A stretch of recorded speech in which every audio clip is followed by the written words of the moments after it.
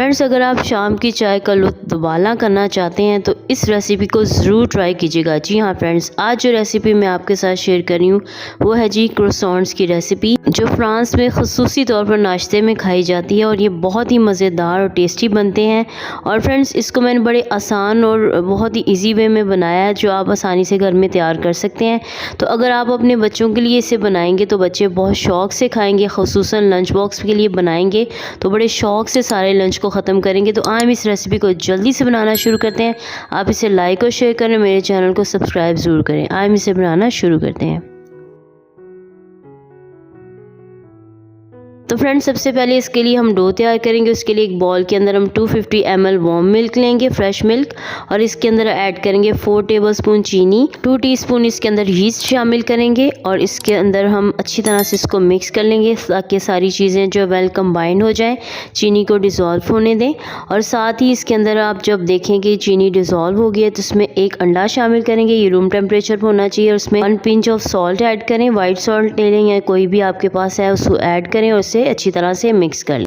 जब ये मिक्स हो जाए, इसके अंदर आपने 4 कप मैदा शामिल करना है। इसे अच्छी तरह से छान कर शामिल कीजिएगा ताकि इसमें कोई लम्स ना हो। इसको अच्छी तरह से मिक्स कर लें, पहले स्पैचुला से या चम्मच से कर लें और उसके बाद आप इसको हाथों से मसलते हुए मिक्स कर लें। फ्रेंड्स, अगर आपको ये थोड़ा सख्त लगे तो आप इसमें पानी थोड़ा सा अपने हाथों को गीला करके कीजिएगा, वरना ये ज़्यादा पतला हो जाता है। इसमें पानी ऐड नहीं करना आपने। तो इसको इस तरह से इकट्ठा जब हो जाए तो प्लेन सरफेस पर आप इसे रखें और इसको आप इस तरह से गूंद लें 6 से 7 मिनट तक। तो यहाँ पर मैं बोर्ड के ऊपर इसे रख रही हूँ ताकि मैं आसानी से मसल के इसे गूंद सकूँ। तो इसी तरह से आप यहाँ कोई परात वगैरह ले लें, उसके ऊपर इसे गूंद लें। तो फ्रेंड्स, यहाँ पर इसे इस तरह से मसलते हुए आपने गूंदना है। अगर ये सख्त है तो आप थोड़ा सा पानी लें और इसमें अपने हाथ गीले करें, पानी शामिल ना कीजिएगा वरना ये बहुत ज़्यादा पतला हो जाता है। तो अब इसको आप जो है गूंदते जाएं। तो जब ये इस तरह से स्टेबल हो जाए, थोड़ा सा सॉफ्ट हो जाए, तो आपने क्या करना है, इसके अंदर ऐड करना है बटर, जो रूम टेम्परेचर पर होना चाहिए। इसको इस तरह से बड़ा सा आपने एक पेड़ा बना लेना है, रोटी सी बना लेनी है मोटी सी, हाथों से रफली, और इसको आपने जो है वो बटर इसमें ऐड करना है। तो यहाँ पर मैं 150 ग्राम्स इसमें बटर ऐड कर रही हूँ। रूम टेम्परेचर पर होना चाहिए, सॉफ्टनर होना चाहिए।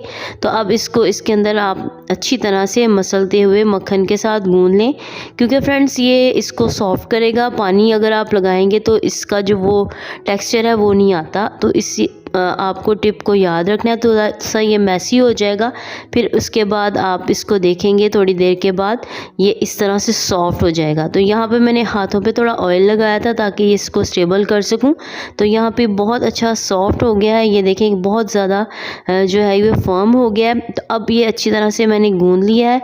इसको हम वापस उसी बॉल में ऐड कर देंगे, थोड़ा सा ऑयल शामिल करके, ताकि जब ये राइज अप हो तो ये चिपके नहीं, आसानी से निकल जाए। तो इसको आप इसके अंदर रख दें और इसके ऊपर भी आपने ऑयल अप्लाई करना है ताकि ये ऊपर से ड्राई ना हो और इसी तरह से सॉफ्ट रहे और मॉइस्चर रहे। तो इसको अब हम रख देंगे गर्म जगह पर, किसी भी जगह आपने किचन में गर्म जगह में इसे रख देना है और इसको कवर कर देना है क्लिंग रैप शीट से या किचन टॉवल से, ताकि ये ऊपर से अच्छी तरह से सॉफ्ट रहे और ड्राई ना हो। तो इसको 1 घंटे के लिए मैं रख रही हूँ। तो फ्रेंड्स, यहाँ पर 1 घंटा हो गया है। अब हम इसे निकाल लेंगे। ये देखें राइज अप हो गया और ये उसी तरह से सॉफ्ट भी है। मैंने इसे माइक्रोवेव के अंदर रख दिया था, चलाया नहीं था माइक्रोवेव को, इसी तरह ऑफ माइक्रोवेव के अंदर रखा था।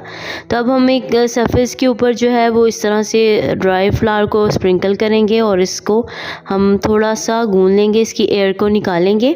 तो इसको आपने इसी तरह से करना है और इसको एक बड़ा सा आपने जो है वो सर्कल की तरह बेल लेना है, जैसा कि आप वीडियो में देख रहे हैं। तो फ्रेंड्स, अगर आप मेरे चैनल पर नए हैं तो जल्दी से मेरे चैनल को सब्सक्राइब कर लीजिए और इसे लाइक और शेयर ज़रूर कीजिए। तो यहाँ पर मैंने बड़ा सा एक पेड़ा बना लिया इस तरह से।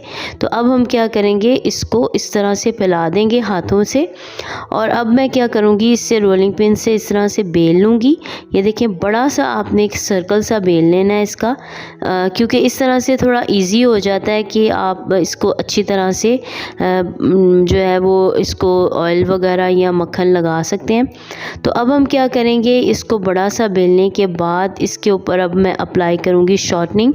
तो फ्रेंड्स, शॉर्टनिंग की रेसिपी मैंने अपने चैनल पर ऑलरेडी अपलोड की हुई है, आप मेरे चैनल पर देख सकते हैं, मैं आपको डिस्क्रिप्शन बॉक्स में इसका लिंक दे दूँगी।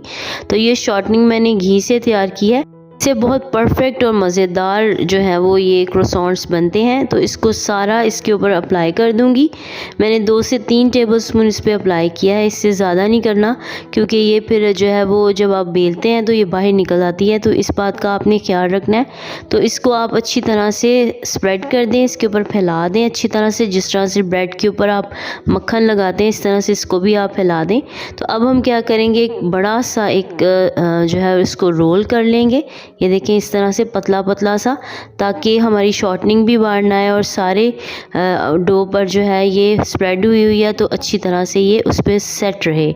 तो इसको अब हम रोल अप कर देंगे और इस तरह से दोबारा से एक बड़ा सा सर्कल रोल करेंगे और इसको एक प्लेट में रख देंगे। और फ्रेंड्स, इसको आपने कवर कर देना है और इसको जो है वो थोड़ी देर के लिए 15-20 मिनट के लिए आपने फ्रिज में रख देना है, या अगर जल्दी है तो 30 मिनट के लिए आप फ्रीज़र में रख दें।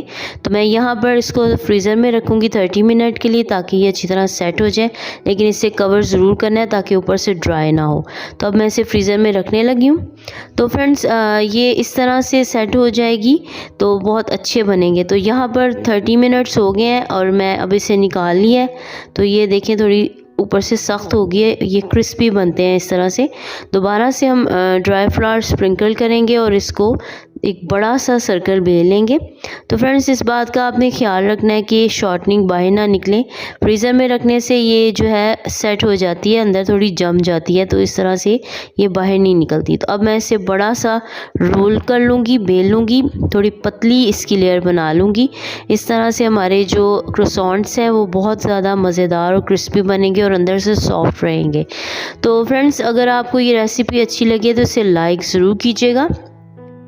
तो फ्रेंड्स, यहाँ पर मेरे पास पिज़्ज़ा कटर है, इसके साथ इसको इस तरह से पहले क्रॉस करेंगे और ट्रायंगल्स में इस तरह से काट लेंगे। ये देखें, तो इस तरह से ये इक्वली कट जाते हैं और ये बहुत ही ज़बरदस्त और इक्वल बनते हैं। तो यहाँ पर मैंने ये सारे काट लिए हैं। तो फ्रेंड्स, अब सारे ट्रायंगल्स के सेंटर से इसका एक मार्क कर लें, कट लगा लें और इसको आपने इसको अच्छी तरह से रोल करना है। इसकी शेप बहुत अच्छी बनती है, इसलिए ये कट्स लगाने जो हैं वो ज़रूरी हैं। तो अब हम क्या करेंगे, इनको कट्स लगाने के बाद रोल अप कर लेंगे और क्रोसॉन्ट्स की शेप दे देंगे। ये देखें, इस तरह से थोड़ा टर्न करके, तो इसको आप इस तरह ऊपर की तरफ करेंगे तो ये इस तरह रोल हो जाएगा। अगर जहाँ से ये चिपकता है वहाँ ड्राई फ्लावर आप लगा सकते हैं। तो इसको बेकिंग ट्रे में आप ऐड करते जाएं। यहाँ पर मैंने बटर पेपर इसमें ऐड कर दिया था ताकि ये बेक होने के बाद चिपके नहीं। तो यहाँ पर दोबारा से मैं आपको दिखाती हूँ, इसको इस तरह से रोल अप करें, पहले कट से बेंड करें और उसे रोल अप करें ऊपर की तरफ, तो ये इस तरह से इसकी शेप बनती जाएगी। तो इस तरह से सारे जो क्रोसॉन्ट्स हैं हम तैयार कर लेंगे। तो फ्रेंड्स, अगर आप मेरे चैनल पर नए हैं तो जल्दी से चैनल को सब्सक्राइब ज़रूर कर लीजिएगा ताकि आप भूल ना जाएं। तो यहाँ पर ये मैंने तकरीबन जो है सारे इसी तरह से इसी मेथड से तैयार करनी है। तो फ्रेंड्स, यहाँ पर मैंने सारे क्रोसॉन्ट्स रख दिए हैं। इसको अब हम पफ अप होने देंगे 15 मिनट के लिए, इसको कवर करके रख देंगे ताकि अच्छी तरह से ये पफ अप हो जाए। और ओवन को प्री हीट कर लेंगे 10 मिनट के लिए 180 डिग्री सेल्सियस पर। तो यहाँ पर जब ये पफ अप हो जाए तो आपने क्या करना है, एक यॉक लेनी है और इसमें 1 टेबलस्पून दूध शामिल करना है। इसे अच्छी तरह से मिक्स कर लेंगे ब्रश के साथ और इसको एग वॉश कर देंगे। इस तरह से फ्रेंड्स ये होगा कि इसके ऊपर अच्छा सा कलर आ जाएगा और ये ऊपर से क्रिस्पी भी हो जाएंगे। फ्रेंड्स, अगर आप इसके अंदर चॉकलेट शामिल करना चाहते हैं तो वो भी आप कर सकते हैं। चॉकलेट स्प्रेड से ये और ज़्यादा मज़ेदार हो जाते हैं। तो यहाँ पर ये अच्छी तरह से आप देख सकते हैं पफ अप भी हो गए और ये ऊपर से थोड़े मोटे भी हो गए हैं। तो इस तरह से आप करेंगे तो ये बहुत ही क्रिस्पी और मज़ेदार बनेंगे। तो अब हम इसे बेक करेंगे 170 डिग्री सेल्सियस पर 30 to 35 मिनट तक। तो फ्रेंड्स, यहाँ पर हमारे क्रोसॉन्ट्स बेक हो गए हैं। ये देखें कितने ज़बरदस्त लग रहे हैं, इनका कितना ज़बरदस्त कलर हो गया है। तो अब ये मैं आपको गरम गरम ही निकाल के दिखाती हूँ, ये भी काफ़ी गर्म है। तो ये देखें दोनों तरफ से ये अच्छी तरह से बेक हो गए हैं। तो अब हम इनको थोड़ा ठंडा कर लेंगे। तो फ्रेंड्स, अगर आपको ये रेसिपी अच्छी लगी इसे लाइक और शेयर करें और छोटा सा कमेंट्स ज़रूर नीचे लिखिएगा और मुझे बताइएगा ये रेसिपी आपको कैसी लगी और जब आपने ये रेसिपी बनाई तो ये कैसी बनी। तो यहाँ पर अब हम उनको ठंडा कर लेंगे मुकम्मल तौर पर। एक मज़ेदार सा सरप्राइज़ मैं आपको देती हूँ कि इसको आप क्या करेंगे जिससे और मज़ेदार हो जाएंगे। यहाँ पर मैंने इनको ठंडा कर लिया है, अच्छी तरह से ठंडे हो चुके हैं। तो अब हम क्या करेंगे, यहाँ पर मैंने चॉकलेट ली है 2 टेबलस्पून और इसके अंदर मैंने 1 टेबलस्पून ऑयल शामिल करके इसे डबल बॉयलर में इसको मेल्ट कर लिया था। तो अब इसको इस तरह से स्क्वीज़ बॉटल में डाल के तो अब मैं इसके ऊपर चॉकलेट को इसके ऊपर स्प्रेड कर रही हूँ। तो इस तरह से ये बहुत ज़बरदस्त और मज़ेदार भी देखने में लगते हैं और खाने में तो आप जानते हैं बहुत ही मज़े के होते हैं। तो फ्रेंड्स मैं आपको दिखाती हूँ कितने सॉफ्ट और स्पंजी और मज़ेदार हैं, ऊपर से सुपर क्रंची है। ये देखें कितने ज़बरदस्त हैं और इसको जब आप खाते हैं तो आपकी चाय का लुत्फ़ और भी दुबाला हो जाता है। तो जल्दी से इस रेसिपी को बनाएं और मेरे चैनल शमास डिलीशियस फूड्स को सब्सक्राइब करना मत भूलें। Thank you for watching. Bye bye.